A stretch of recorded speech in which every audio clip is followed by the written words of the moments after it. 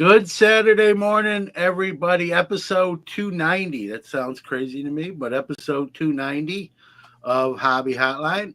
John Newman, Sports Card Nation. A rare appearance for me as of recent, but filling in for Drew, who's in, I believe, Dallas. He's in your neck of the woods. He's at the Dallas. He's at the K. Bailey Hutchinson Convention Center at Collecticon as we speak.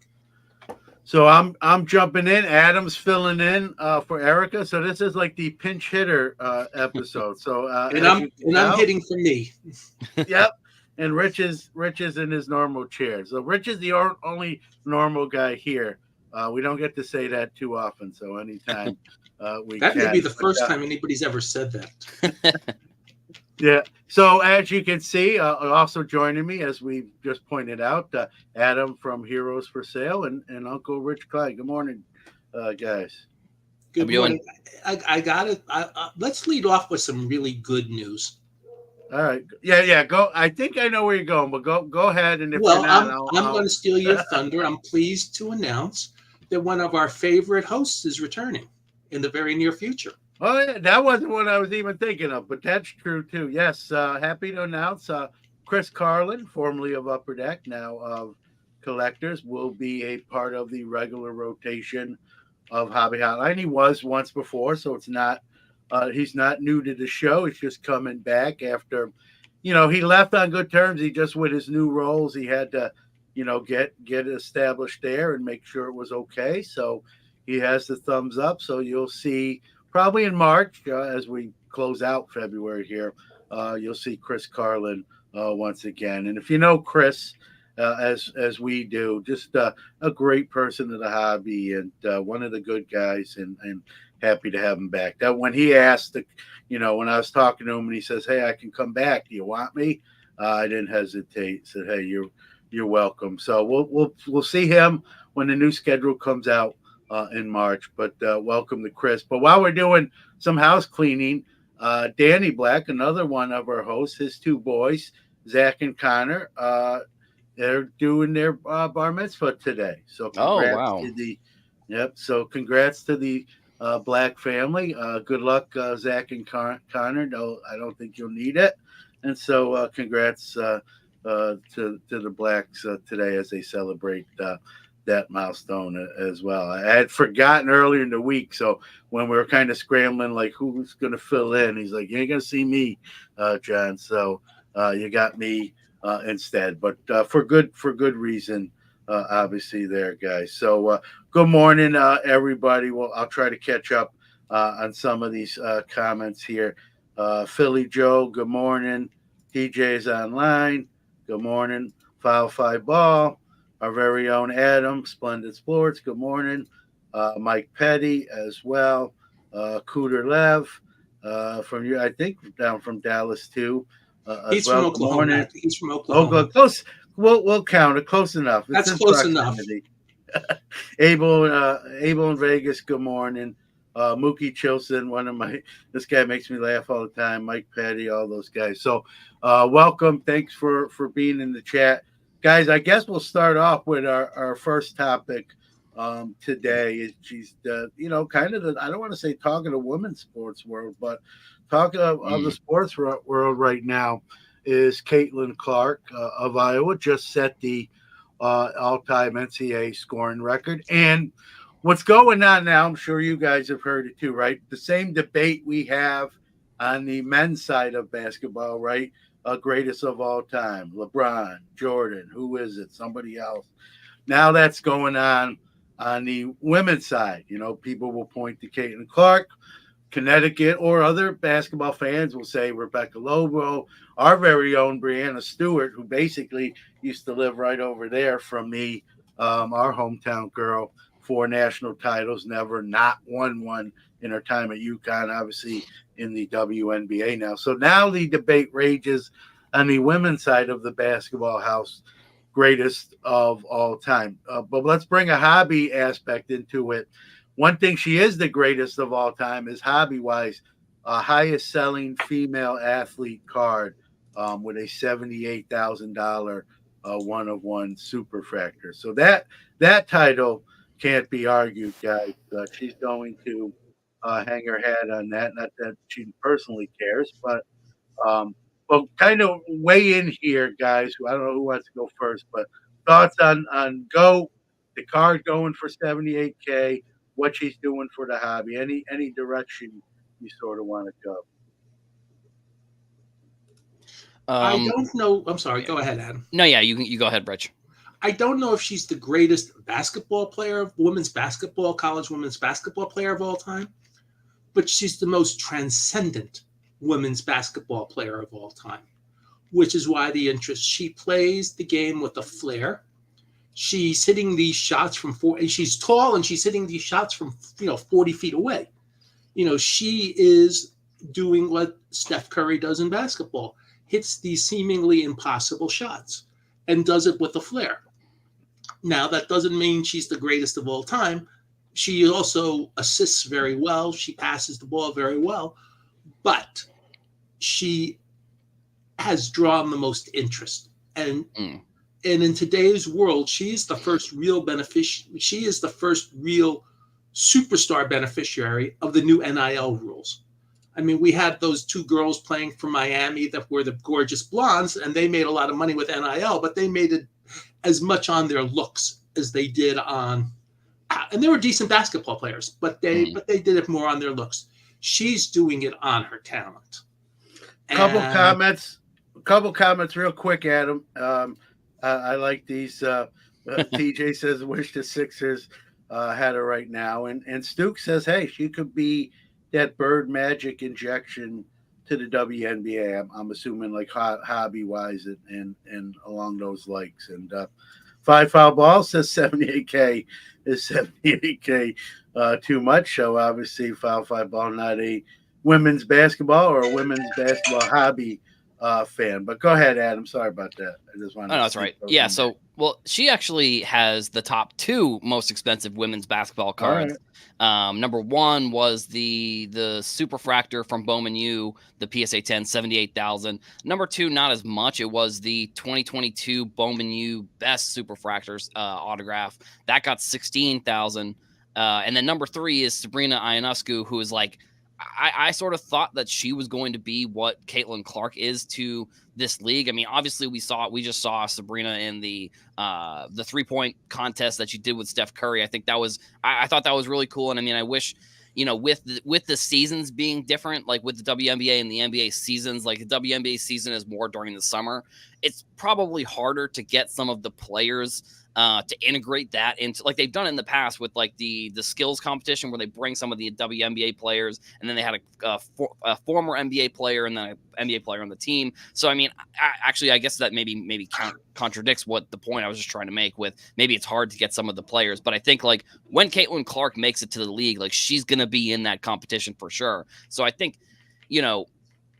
I think it's going to be very interesting to see like what happens to those cards. I mean, yeah, 78,000 I think is pretty high, but at the same time, like that's her best card. Like the one thing that I usually bring up with cards like this is opportunity cost. Like how often is this one of one? How often is the best card that she's ever going to have?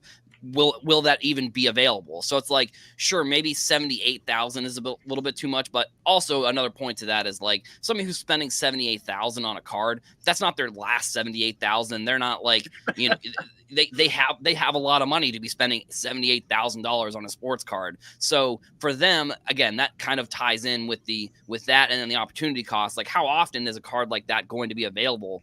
Not very often, since there's only one of them and since it's probably the best of the bunch, best of the cards that she's had. So I just see that as like, that's probably on top of the reasons where she's just a monster. I think that we're, potentially getting into a territory where the hype behind her is similar to Luka, where she's going to have, titles and all of these things kind of baked into her card prices potentially.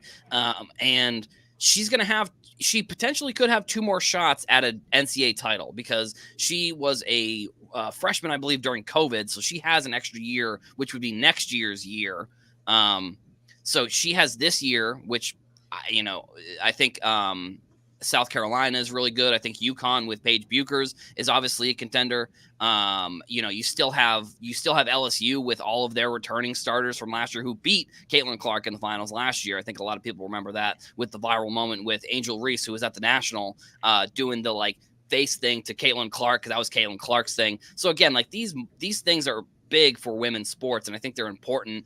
I think also too with women's sports just in general, but especially women's basketball, they're just on TV more. Like that's why we're seeing more publicity about these players that are on, because it's just been on TV more. Like the amount of times where you turn on ESPN and there's a women's basketball game going on, it's a great change, where in the past you'd have like, I don't know, random, like, which I still think they do this, like the cornhole championships or something, which is still fine. Like if it's the championships, I'm fine with that, but it would be like the quarterfinals in like some random city in the Midwest. So it's like, I think it's all in all, I think it's a really great thing that we're seeing what Caitlin Clark is doing. I mean, there's still other great players that are in the league as well. So we'll see if she goes to the draft. Like I said, she has an extra year of eligibility. So if she doesn't win the national championship this year, potentially she could play again next year if she wanted to because of COVID. But I don't know. I mean, I would obviously, and also the other thing to think about is, like you said, her being one of the first beneficiaries really of this NIL deal with her play on the court. Like, she probably is making more money right now than she would be if she was in the WNBA. I don't know. She would obviously be making money on top of all the sponsorships that she's making with WNBA contract, but it's like she isn't restricted probably with what type of deal she can do. So it's like, for her, it's like, well, I can keep playing this, and it's like, I can keep playing Wisconsin on a random Saturday and put up 60 points and be like the superstar, or I can go to the WNBA and maybe not do as well. I mean, I don't know, I don't know. It's interesting, but I'm a fan. Obviously, I'm a fan here, and I'm happy to see what she's done with women's cards and with women's sports just in general. Yeah, a couple comments here from Rex, who asked, does an average WNBA does a WNBA team have enough of a budget to pay Clark more than what she's making with the NIL? I would venture a guess they could. I mean, I believe the NBA owns the WNBA. So if they wanted to influx some money to get her to leave school early. I like this. I don't always like John Keating's comments, but I do like this one. He says, we don't need a dollar amount to appreciate a sport. I love women's college basketball now more than men's. Doesn't translate to collecting them. Great point by JK, right? Wow, it's nice to talk about cards that are setting auction house records. At the end of the day, really doesn't have anything to do with the sport on the court in this case itself. So she is compared to Steph. So Abel in Vegas says in 2025, when Fanatics takes over, will they produce dual autos with Caitlin and Steph Curry? That would be funny, and a very, as we all know, in demand card as well. So a lot of comments with, hey, if I had $68,000 to spend on cards, I can get some really nice vintage stuff. I get that, right? If you don't collect Caitlin Clark or female cards, then you're going to compare like, hey, what could have I bought with that same amount of money? So I get it. Now I will weigh in on the greatest, and so Brianna Stewart's always brought up 4 titles, 4 years in stores. That's our local North Syracuse girl here. But I will say this in Caitlin Clark's defense,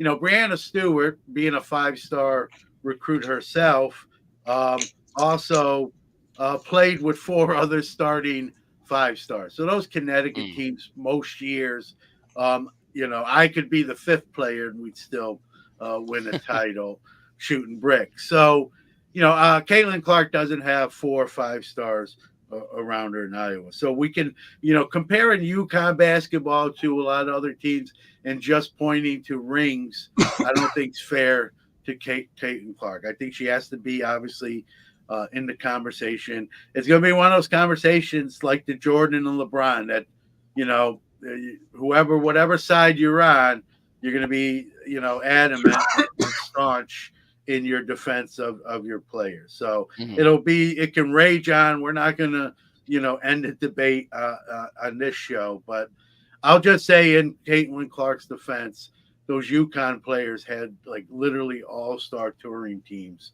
that they won titles with. So that doesn't mean they weren't good or the individual players weren't the greatest. It just means when we point the rings, we got to keep that in mind. Well, I also just really Ed. quick. I think if she goes on to the NCAA tournament and does this like same types of performances, that's going to be very impressive. Because if you look at the talent that's in the that's in the women's NCAA basketball right now, it's very similar to like that or not similar, but it's a group of talent that I think we haven't really seen all together playing in the NCAA in the past. Like you said, like with UConn, like it was basically like if you were to take that UConn team that you were talking about with all the 5-star recruits and just put them all on different teams, that's kind of what we're seeing right now within the WNBA. So like these players in the NCAA, these players, once they go into the WNBA, it's going to be like a whole new group of really talented superstars that are going to be rookies that are all going to develop across the next couple years. And so I don't know. I mean, sure, maybe she doesn't win. I think it's going to depend on how her college career ends. If she gets to another championship, then I think maybe the conversation does shift a little bit from like, well, she needed a championship to, well, she made it to 2 championships and look how dominant she was throughout the course of it. I don't know. Like you said, we're not going to end the debate here, but that's just another thing to think about.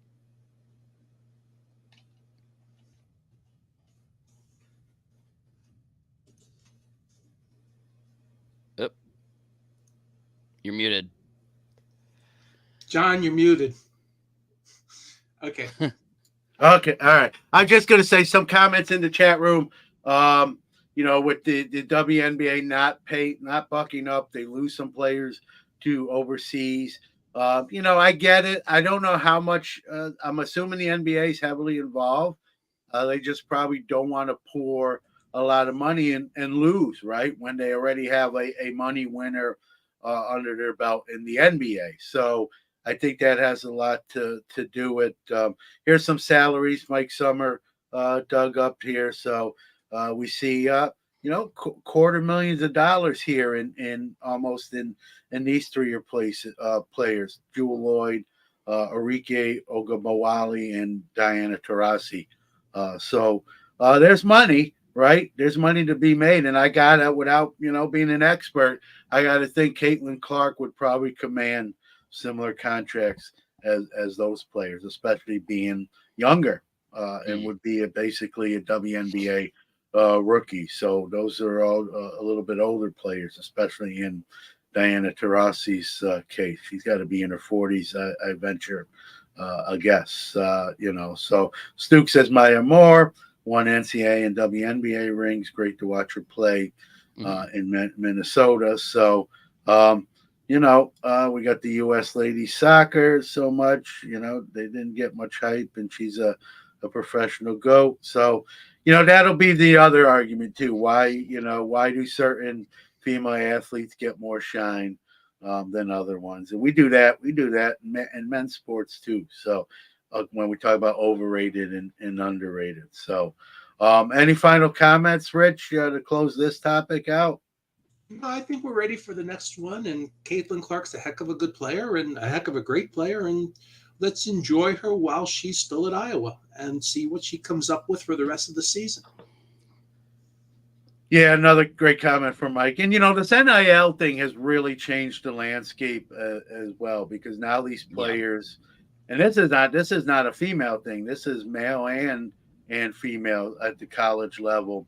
If they have more options to take different deals and not take other ones, or go play on whether it be overseas or even in a different league. And so money talks, as they've always said, and that will continue. Speaking of money talks, let's go into our next topic here, guys, and that's the LIV or the LIV Golf Tour. Panini announced it's a multi-year deal. We don't know how many years exactly. I think this is a bigger deal than maybe some people do. People forget the LIV Golf and the PGA announced a merger, if I'm not mistaken. So this is just golf. This isn't like obviously you see the card I use here is a Dustin Johnson Prism Auto. But this is a golf deal. This isn't just one golf league. This is the professional level of golf, guys. So this is a big deal for Panini, who is obviously, as we all know, going to be losing some big licensing deals. They're hedging their bets here with the LIV or just golf. I'll just say golf because when we used to sell LIV, you still had the PGA on the other side. Now they're basically one and the same. There will be no Tiger Woods cards in this product. Full transparency, as I believe he's still signed to Upper Deck. Will that change? We know Fanatics has enough money to lure people away. They just did that with LeBron from Upper Deck. So will Tiger be the next shoe to drop to Fanatics' way? But this is a big deal in Panini's cap. Again, it's announced as multi-year, not specific. 2-3 years is my guess. And then we'll have, I'm sure, a bidding war between Fanatics and Panini to keep it past that initial Panini deal. Guys, what do you think about this? The biggest deal is I'm making it, or am I overhyping this? Go ahead, Rich.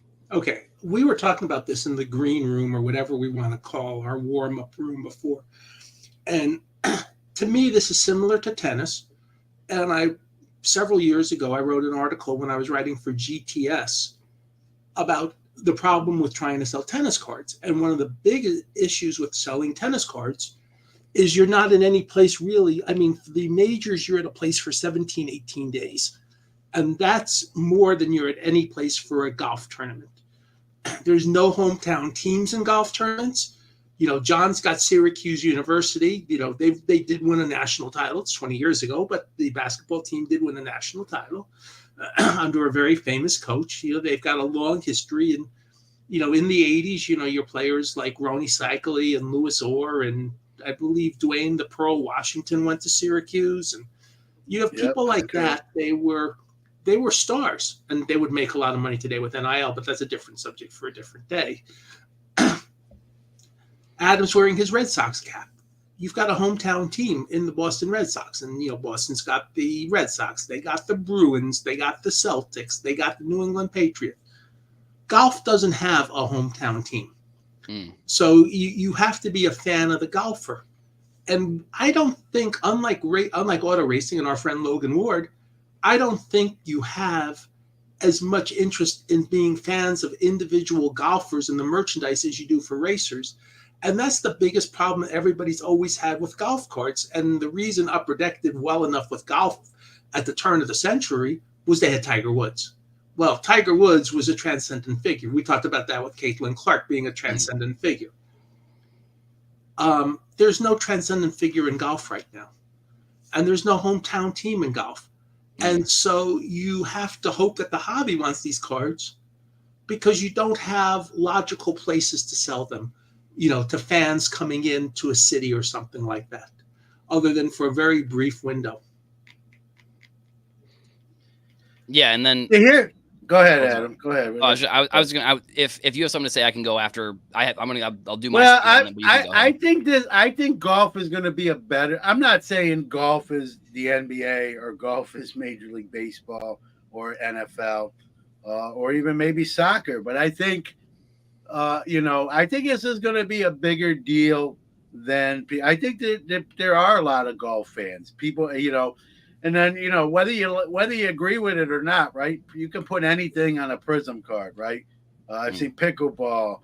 You could put crocheting folks of America on a Prism card, and there's going to be some demand just for the fact that it's depicted on a Prism card, just the mystique.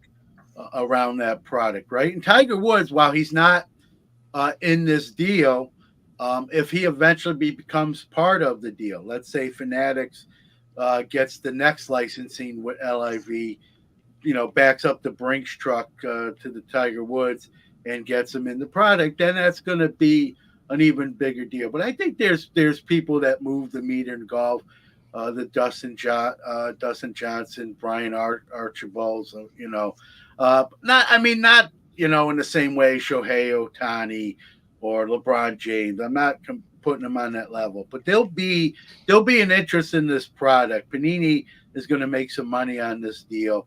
I know a lot of the comments in the chat room are, I hate golf. Golf is boring. I get it. I don't watch golf. I mean, I know a little bit about some of the better players just from watching, whether it be Sports Center or Fox Sports or something like that. I'm not necessarily a golf fan, but I think people will open this product just in chase of hits, right? In chase of chase cards. So this product will sell. And I think you'll even see people who aren't necessarily golf collectors at least dip their toe in the water, if you will. Go ahead, Adam. Yeah, so I mean, I have a couple different thoughts here. Like LIV, for example, the way that they're set up is, I believe that they do have teams. I guess like they have team names. So if you go back to if you could pull up that Dustin Johnson card again, really quick, if you look up in the top left or the top right above his name, I believe that's the team, that the LIV team that Dustin Johnson plays for. And I'm all good with that. I just want to point that out. They do have teams technically, and there is a golf league that has that does a franchising model. And the only reason I really know about what the franchising model is because Call of Duty as an esport, that's a thing that I follow. And a couple years ago, they franchised. So they had hometown teams. So Boston got a team, which is the team that I follow, which is this team, the Boston Breach. They're okay. But again, I was a fan of Call of Duty, but then I became a fan of the team from Boston because of that. Now, would that have happened? Would I have chose a different one? I'm not really sure. It's kind of similar with golf, where before it was just there was hundreds of different teams, and same with golf, there's hundreds of different players. You just become a fan of whatever the team or the player ends up being. And so with LIV, I wonder if this is going to be a similar situation with LIV and PGA that it is with the WWE and the UFC, where TKO is a company that owns the WWE and the UFC, but as of right now, UFC just switched over to Topps, and WWE is still with Panini, I believe. So I wonder if it's going to be a split partnership where LIV, PGA is with Upper Deck right now, and then LIV is with Panini. And if there's going to be any type of merger, because LIV wasn't even something that was on my radar in terms of a license that I thought a card company would want, just based on the fact that you look at and if we're talking contracts, if we're talking NIL contracts in women's college basketball, look at the contracts that some of these players in LIV signed to move from the PGA to LIV. From my understanding, Tiger Woods was offered $1 billion for 3 years or something along those lines. He was offered $1 billion, not in the millions, $1 billion, which I mean, that would end up being $330 million a year. It's the same with why Ronaldo went over to play in Saudi Arabia, that's the country that owns the LIV Golf. Ronaldo went for the money. Same with Neymar. Unfortunately, he got hurt kind of early on, but either way, he went for the money, unfortunately. So like I said, LIV was never really on my radar of a license that I thought a company would get, especially a company like Panini. I'll be interested to know. We'll never know, I guess, but it's interesting, how much they paid for this.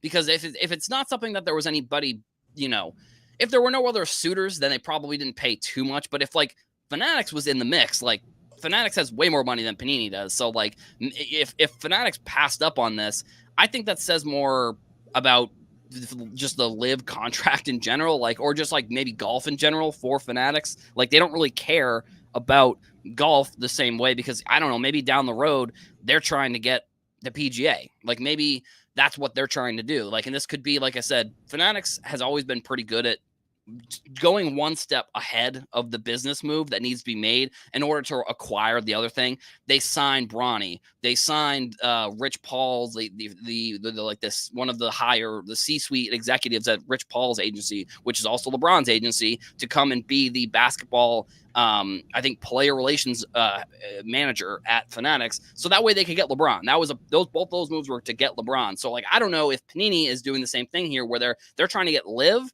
so that way eventually down the road they can get PGA. I don't know if that's going to happen. I think without Tiger being in the product, I think that loses a lot of luster in terms of a PGA product that Panini could put out. But there are some good names within the sport right now that are interesting. But I don't know. I guess we'll see if this is a move for the future or if this is a move for Panini just like trying to do one last ditch effort to try and come out with some sort of product and make a little bit more money until ultimately, I don't know, until their ultimate demise. I don't really want to be super cynical about it, but it's just like all the dominoes seem to fall in that direction.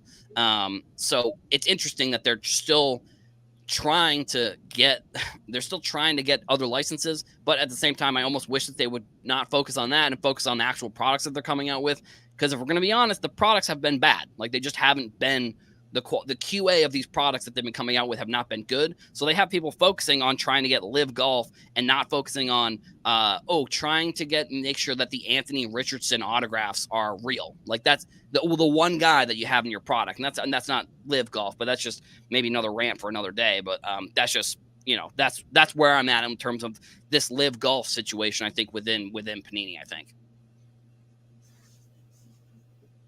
John, you muted again.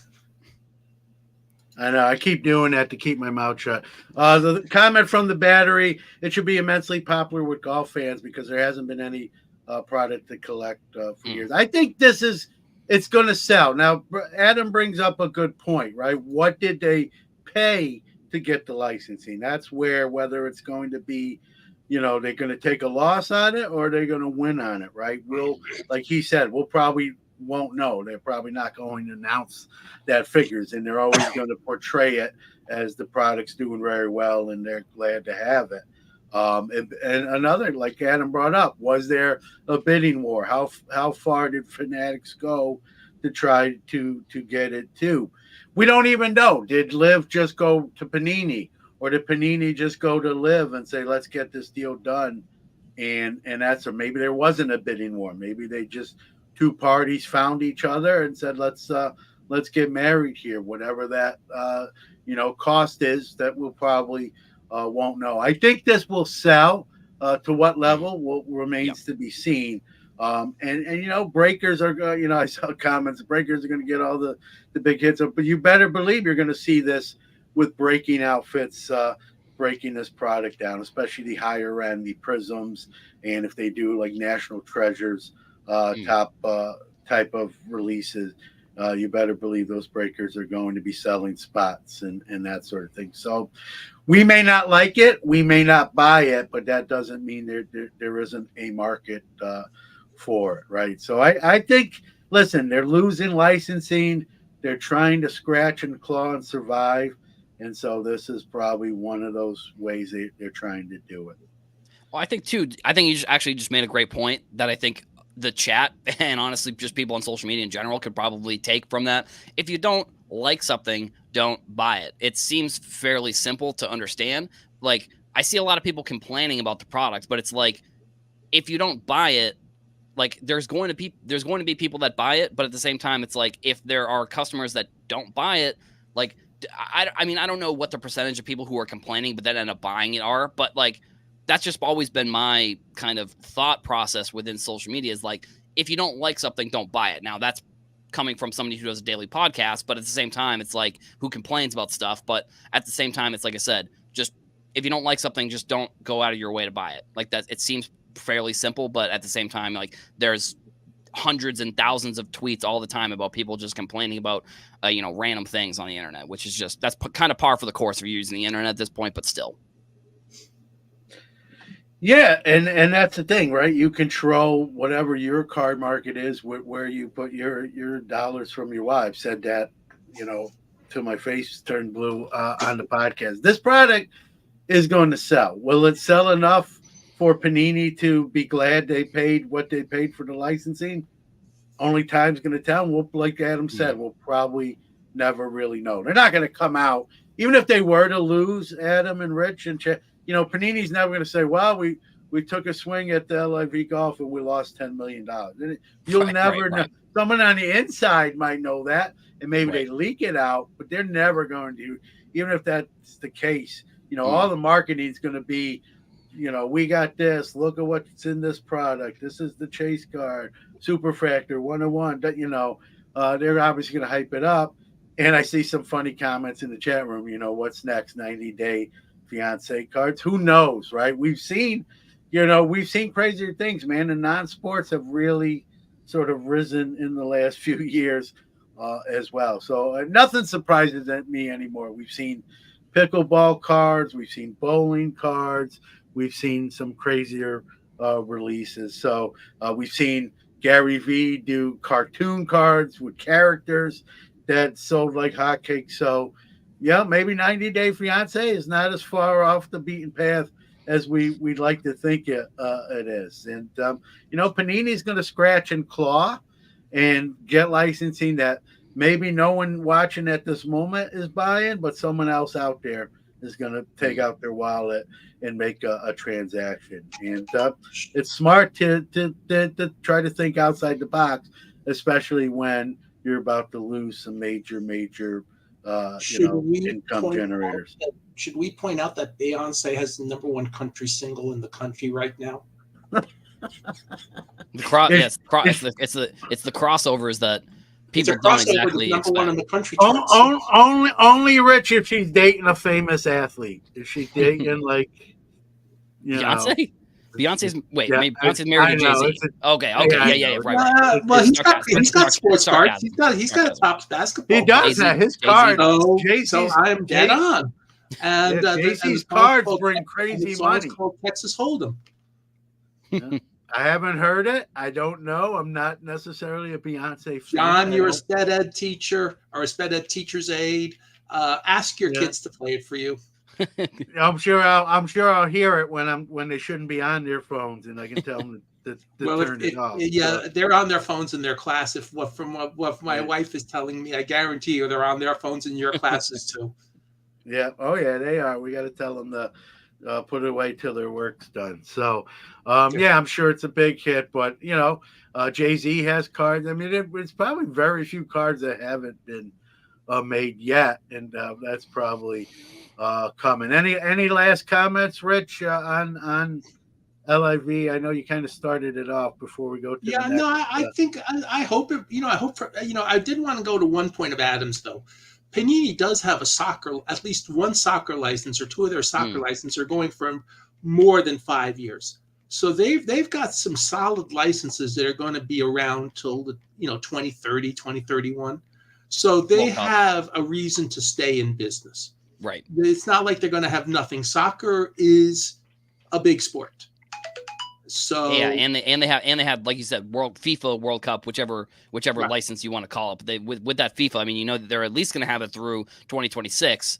So I mean, that's going to with the 2026 being in the United States with the World Cup final being in the illustrious town of East Rutherford, New Jersey. That should be very interesting. I mean, I heard luckily that they are switching out the turf for grass. Thank God, because if you're trying to tell me we're trying to put Mbappe on some fake grass, I would cancel the World Cup altogether. Like, just don't even have those players go on that type of thing. If Aaron Rodgers goes out there and takes one step and tears Achilles, please do. These players have $1 billion license or $1 billion insurance, like Ronaldo, Mbappe. They got $1 billion insurance policies on their legs. When the insurance companies heard that they were going to be playing at MetLife Stadium, they were like making sure they were crossing their I's and crossing their T's. Adam, those are conditions, by the way, from FIFA that they have to play on grass. And I hope it should be like that in the NFL. To be honest, they should just switch it to the NFL. But yeah, I hope Kathy Bates is listening. That these big time soccer players have insurance contracts on there. And I will also tell you that's the Giant Stadium or MetLife Stadium, whatever they now call, what I still call Giant Stadium, in East Rutherford, New Jersey, was actually the home of the finals of the '94 World Cup as well. So, I mean, it may be a little town to you, but it's actually 15 minutes from New York City. Very accessible by car. And believe it or not, you can take the bus there too. So it's a very accessible place to go to, which is something, and I live in Texas. You can't take public transportation to go to Arlington. It'd be nice to take the train from Dallas to Arlington and watch the game. Yeah, honestly, it might just be the Boston rivalry in me talking a little bit of crap about New Jersey, but again, at the same time, it's like there's going to be the quarterfinals going to be in Foxborough, which people are saying is Boston, but it's like 45 minutes. Actually, never mind. I could go off on a rant on when they start calling Boston when they have the Patriots on the main stage and then they put them in Boston. It's like it's 45 minutes away. Okay, sorry.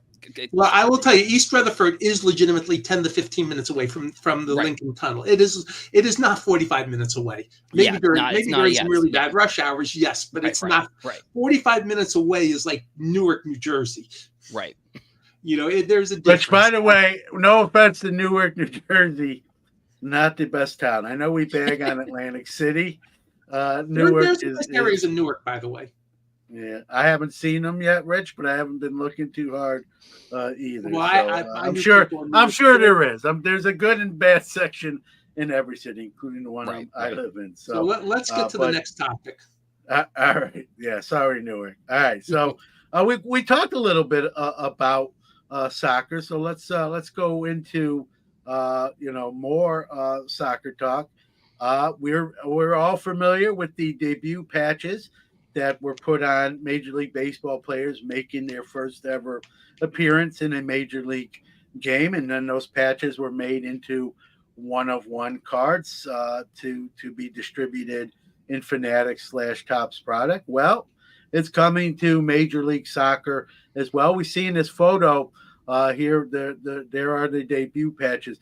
One kind of cool thing I read with this new launch of this, I believe the Major League ones had to actually be cut out. They were stitched, so they had to be cut.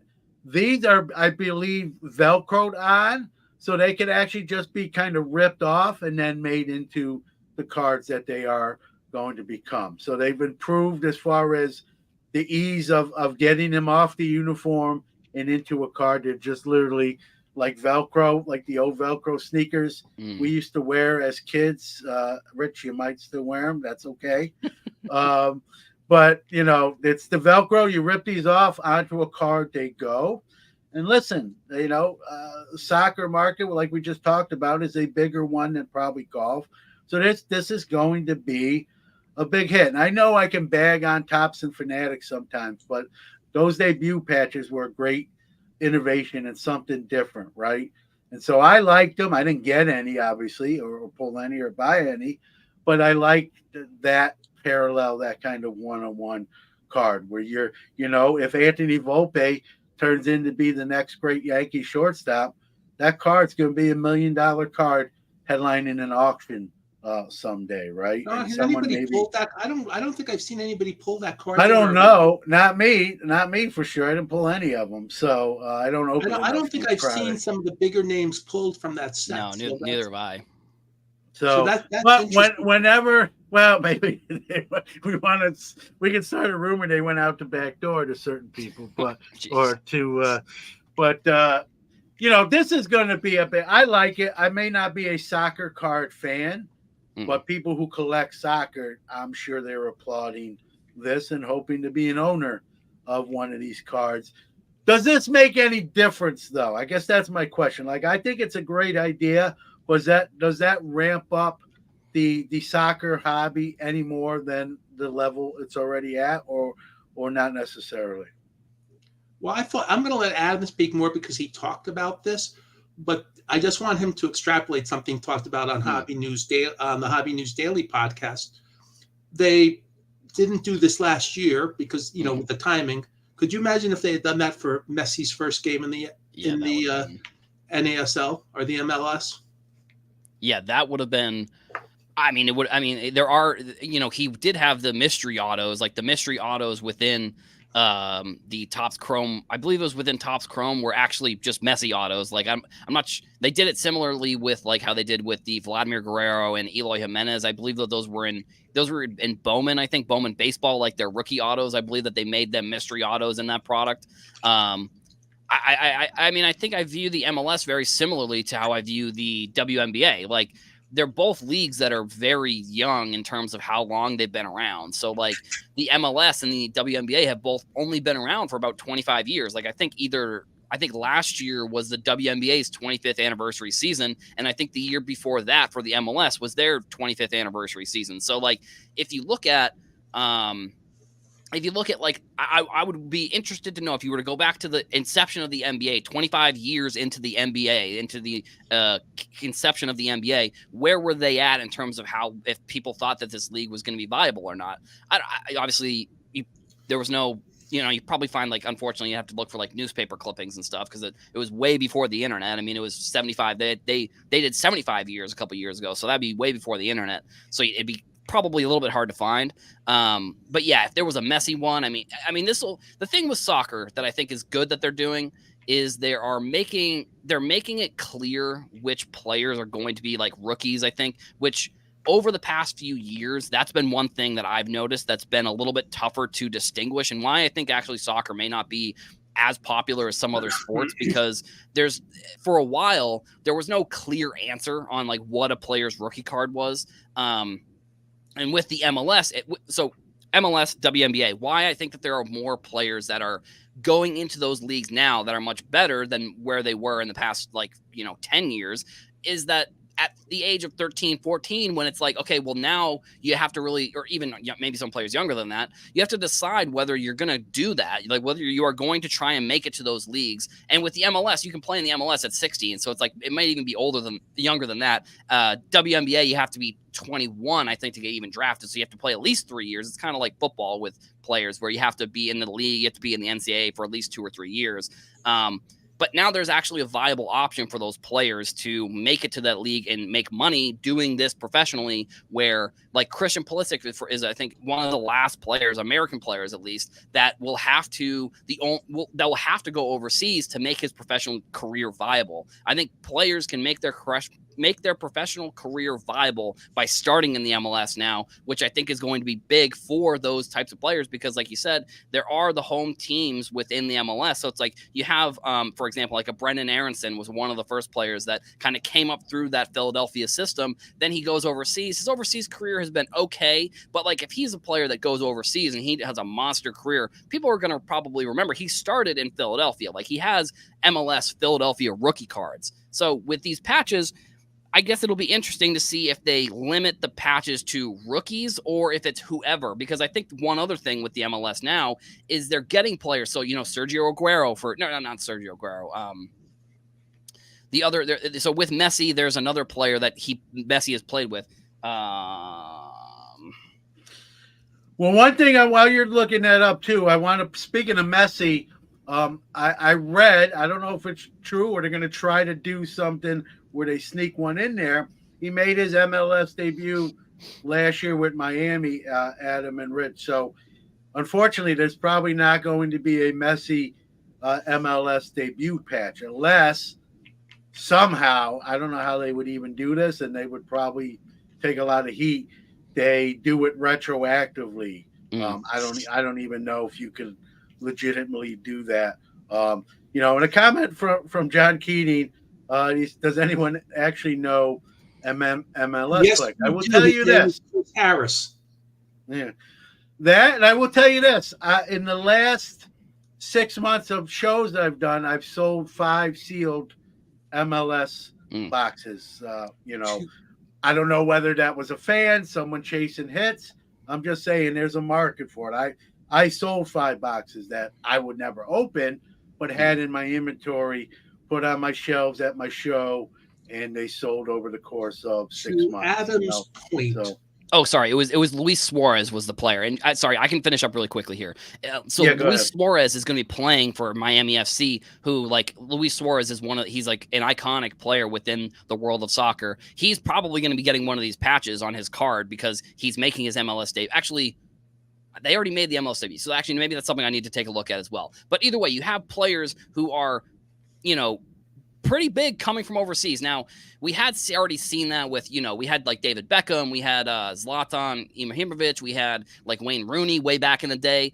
But now we're really seeing that and I think those players came over sort of like, Zlatan went back over to Italy and played for Inter Milan. So, or AC Milan. So he was pretty good. But either way, you have players who are more who are less in the end of their careers and more towards the end of their prime that are coming over here. Luis Suarez, for example. I mean, he only might play a couple more seasons, but if he plays here with Messi, that's going to be very interesting because they played together in the past, and the MLS is getting these types of players. So that's, I think, a big deal. And I'm going to look it up real quick. If Luis To Suarez Adam's point about local players moving on, Weston McKenzie. Mm-hmm. I had a bunch of hand signed cards at Kyle Robertson's last Investabilia show. It was supposed to not have sports cards, but he wanted to get some more tables into the room. So we baseball card dealers who he's known for a long time, we were in the back of the room, which is fine. And we actually drew we had a lot of collectors come to the show that were baseball card people. When I say baseball cards, sports cards. And I had somebody trade me some vintage cards for those Weston McKenzie autographs because he thought he could do really well with them. And I'm saying, I'm going to get vintage baseball cards for this. I'm all in on that. So just like John at the show with his unopened boxes, there is some interest. I don't want to say a ton, but I think it's a growing, but as you pointed out, there is a hometown component to that. And we talked about that with the golf, but a hometown component, and even Caitlin Clark has a home state component with Iowa, where basketball is huge. So when you have a home area component and you have popular players, you have a winning combination. Mm-hmm. And you're right about I didn't realize the LIV had teams, but I don't see them as the New York, whatever it was. There was no New York there. There was no Boston there. There was no Dallas there. There was just a team name. A team name is fungible. Yeah, like I said, I've sold Major League Soccer. I couldn't tell you much about it. I just had product. I got in a package deal. Kind of just comped it and priced it. And I have a couple boxes left. I'm looking at them, but I probably had 10 at one point. I'm down to 3 or 4. So I've moved it. Somebody likes it enough to buy it. And like you said, you still got those teams and those local fans that will probably collect it on the local level. I guess it's on these companies, guys, to market it into the areas where MLS has teams. Miami card shops at the arenas or stadiums themselves, maybe get them available. I'm sure they have merch tents or merch trailers, right? Get those MLS products right on site of an MLS game. That's what Fanatics is good about doing, right? Is marketing. So I'm sure we'll see that aspect. People will chase these. Going back to these debut patches, people will chase them. They're obviously one-on-ones, and I don't even a soccer fan, even a non-soccer fan would probably still like to get their hands on a one-on-one debut soccer patch, if for no pure reason, just to sell it and make money. And we may not like that aspect of the hobby. I get that, but it's a real aspect, and it does drive product. So I think there'll be people buying this product that may not even be soccer fans. They're buying the breaks, right? Just hoping to hit one of these debut type patches or a low numbered card or an autograph card. So it's going to sell. It'll be interesting to see how they incorporate Messi into this, with it being now his second year in the MLS, not his debut. That'll be interesting, but so Luis Suarez, that player that I was talking about, he did have a debut patch on his jersey. So there will be a 1-of-1 Luis Suarez debut patch. I finally was able to find a picture, and he had the patch on the jersey. So I guess that means that it's not going to be exclusive to rookies.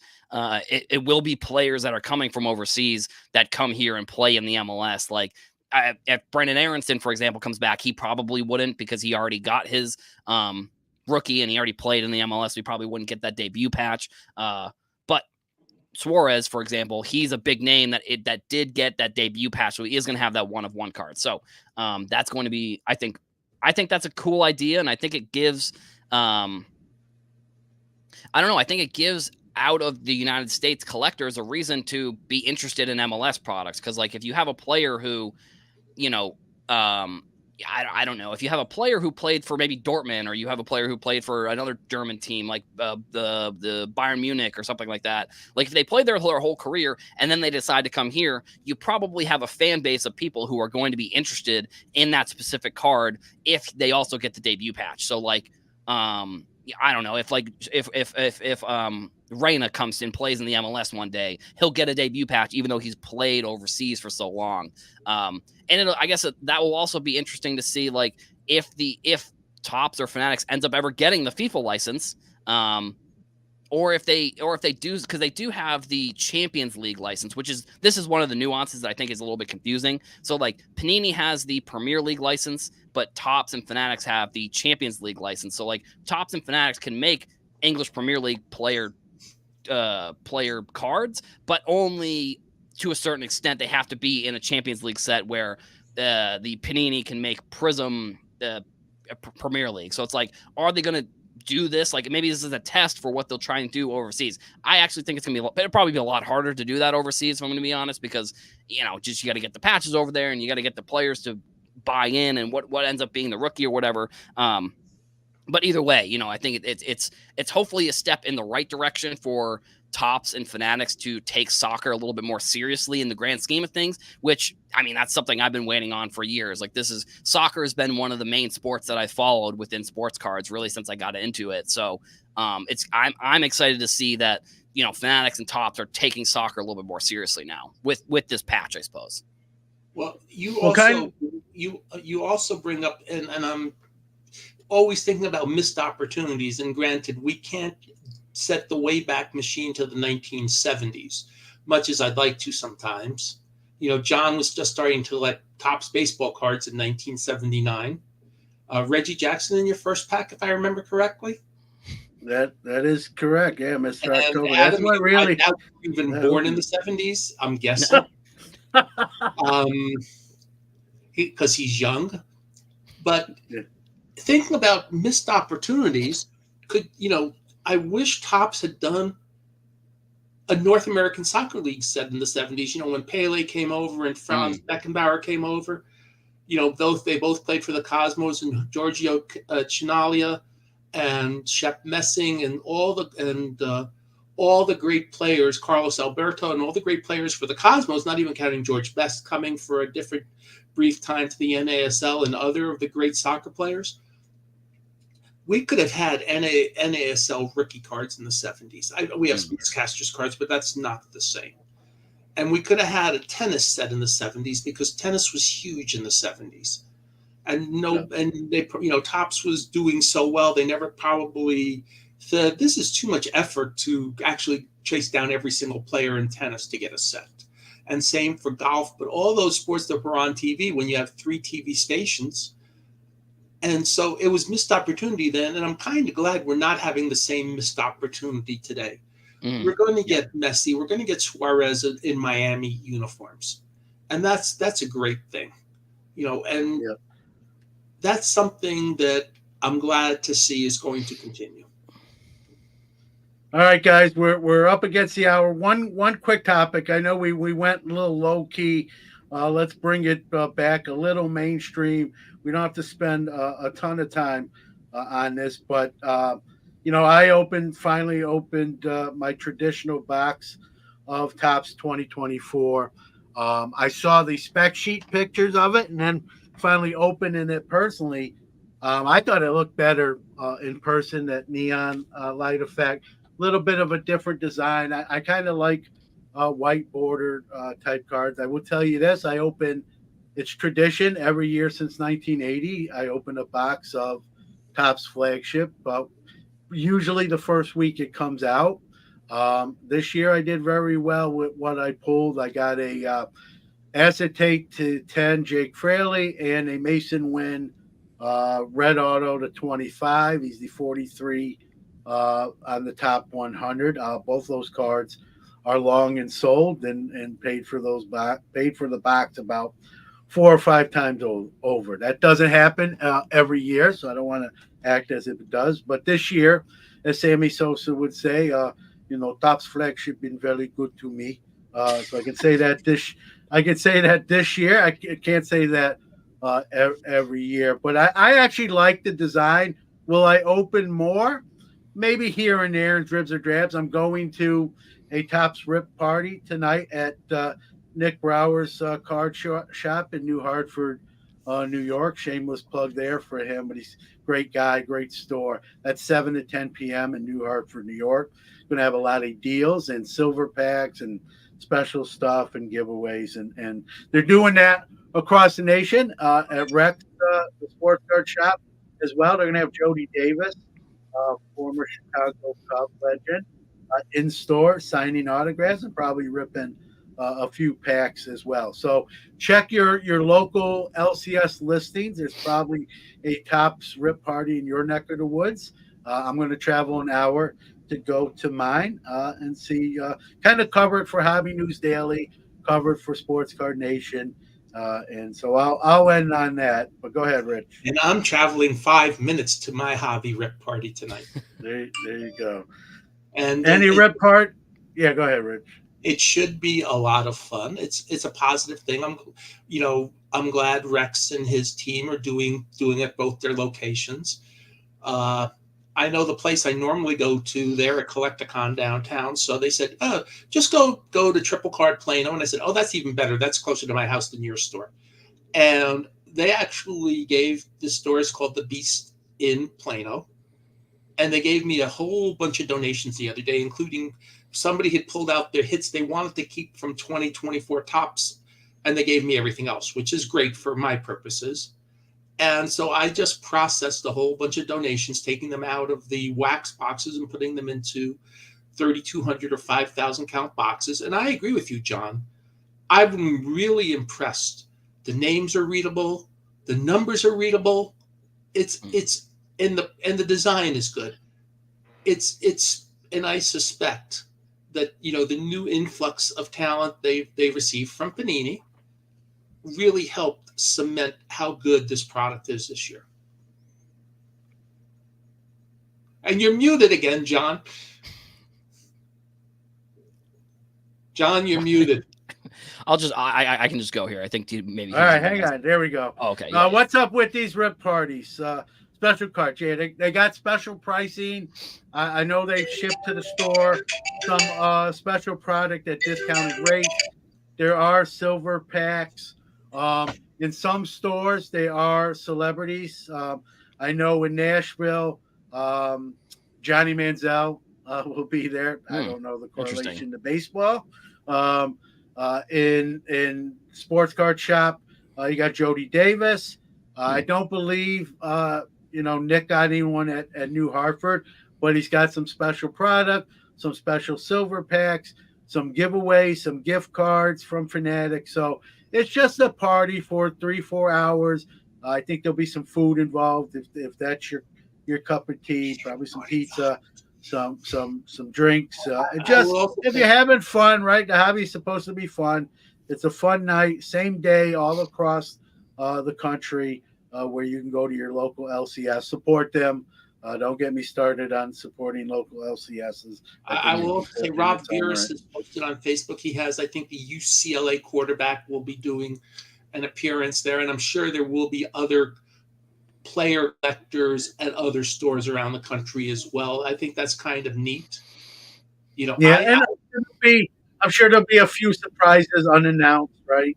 That will make the hobby news, and we'll find out about it tomorrow. And that's Philly Joe. I don't. Sometimes there are special cards, and sometimes they're just Fanat. And sometimes you do buy stuff from Fanatics for special things they will give out at the door. The stores will give out at the door. I mean, it's really a fun experience to go to, especially, I will say if you're doing vintage cards, that's probably not the right place for you to be at. But if you enjoy anything about modern cards, even if you enjoy just opening packs, a hobby rip night is a great experience, and a lot of times they are combined with trade nights too. And, like, for example, here in Dallas, it seems like, and I saw other places. So it's some of the hours are also 4 to 7. I know I'm going to be very happy being home at 7:30 on Saturday night instead of 10:30 on Saturday night. 10:30 is past my bedtime. Remember John posted that I'm, 101 years old in the next birthday. You need to find that. I got that from Wikipedia, Rich. Like you blame Wikipedia. I'll blame Wikipedia, so I'll be 101 on the next birthday, and therefore, listen. If it makes you feel better, I'm catching up to you. It won't be long. I'll catch up. Have you hit 50 yet? Oh yeah, last year. So I'm 51. You're halfway there. Yeah, I'm not going to live to 100, so I'm more than halfway there. Fortunately or unfortunately, I guess depends how you. By the way, I just noticed your sweatshirt. Yeah, this is the official podcast hoodie.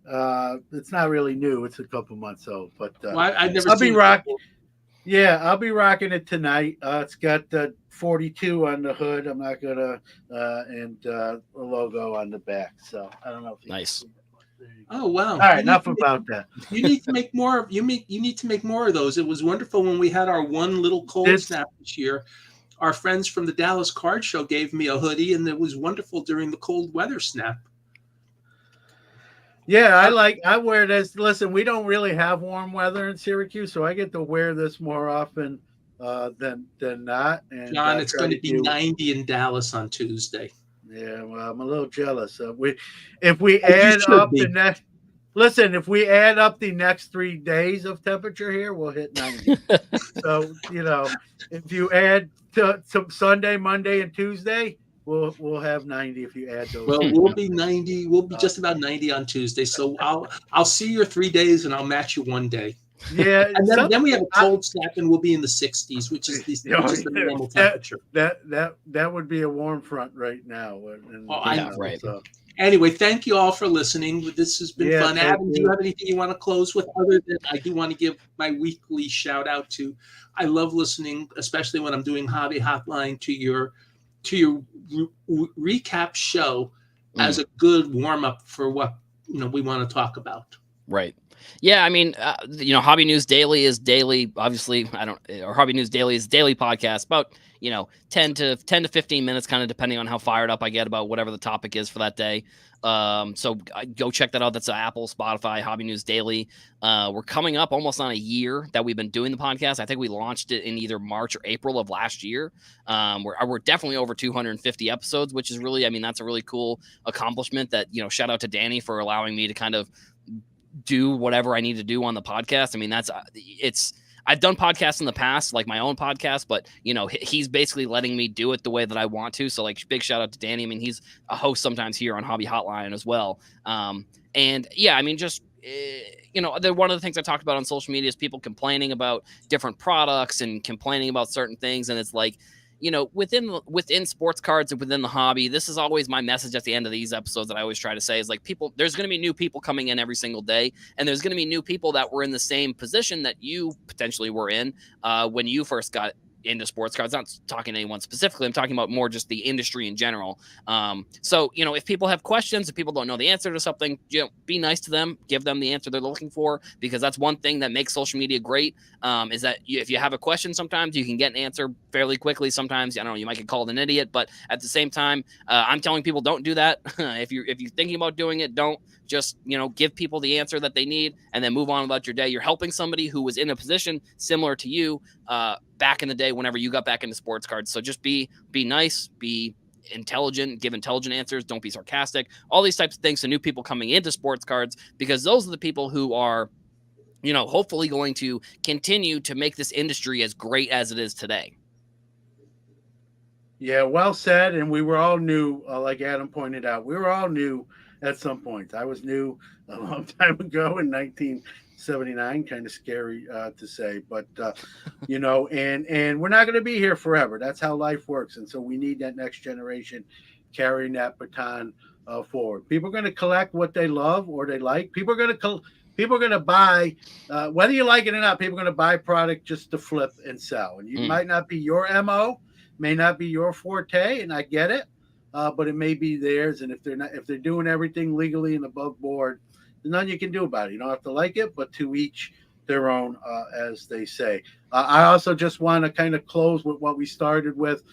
Congratulations to Connor and Zachary Black. I'm assuming everything went well on your bar mitzvah. And welcome back, Mr. Chris Carlin from Collectors to the show. You'll see him with Mark in March. So glad to have him back.